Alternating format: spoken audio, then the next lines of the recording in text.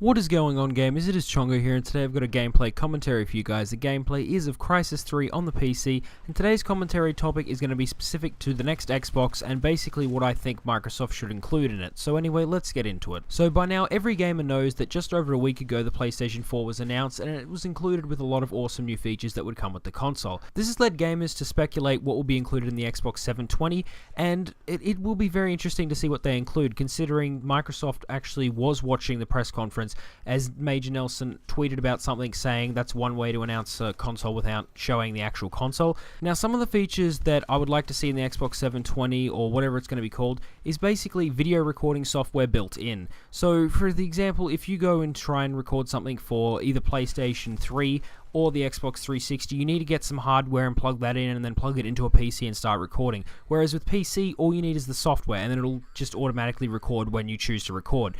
Now, the PlayStation 4 did have something like this, however, they didn't really indicate whether it would be like a full-time thing. For the most part, it sounded like it was only the last 10 minutes of your game when you press share. So although that's a cool feature, it would be awesome if Microsoft came out and said they've got something built in that will automatically record your games if you choose to do so.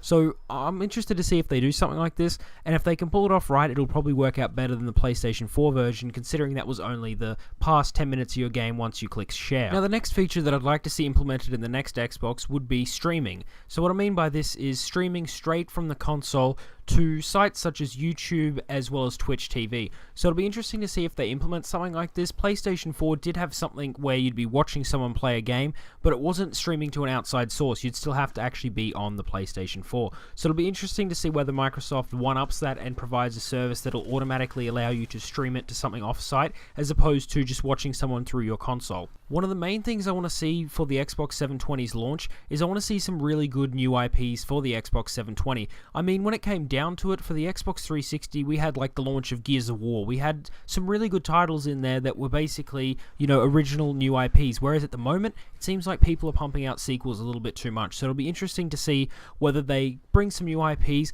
and basically stuff that'll lure you in, as opposed to saying, oh, I'm not a fan of Gears of War, I don't want to get the next one or anything like that. Something that's unique and it'll automatically draw you in, and yeah, it'll be interesting to see if they play this out, because at the moment, I'm not sure if we'll see a Halo launch on the next Xbox straight up, considering Halo only came out last year, as well as Gears of War. With Gears of War just coming out in March, it wouldn't make much sense for them to announce a new Gears of War title so soon, considering most people seem to think that the next Xbox will be announced around April. It would also be awesome if Microsoft allowed more indie developers to put their games on the Xbox 720 or whatever it's going to be called, because for the Xbox 360 they charge per update, and it would cost thousands and thousands of dollars for these indie developers to get their games on the service, and then if they needed to do an update for it, it would cost more money. So I think they need to kind of lighten up on that and maybe make it, if you're an indie development studio, or depending on the price that you're selling your game, that should be basically how much you have to pay. So if you're selling a game for, I don't know, about $10 or $5 or something really cheap like that, you shouldn't have to pay thousands and thousands of dollars, or something equivalent of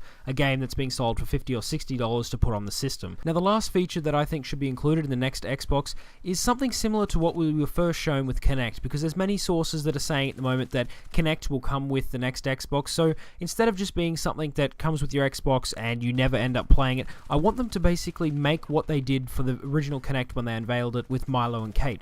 It doesn't have to be the same thing, but something as awesome as that would probably bring a real next-gen sort of technology to it, and basically draw you in. It would be something that would be interesting to use and comes with it, so you might as well give it a go to begin with. So I'm hoping they're doing something more with Kinect, considering the technology's there, and it wowed us all like back when it was first announced, but they haven't really done much with it to begin with. So I'm hoping that they do this, and it'll basically draw more people in wanting to buy it if you can show that it's going to provide a kind of stronger next-gen approach than PlayStation is. Anyway, this brings me to the end of my video. I hope you enjoyed it. If you did, give it a like, and if you've got any comments about the next Xbox or what you'd want to be included in the next-gen consoles, put that down below, and if you want to join the Gamerhood, just subscribe.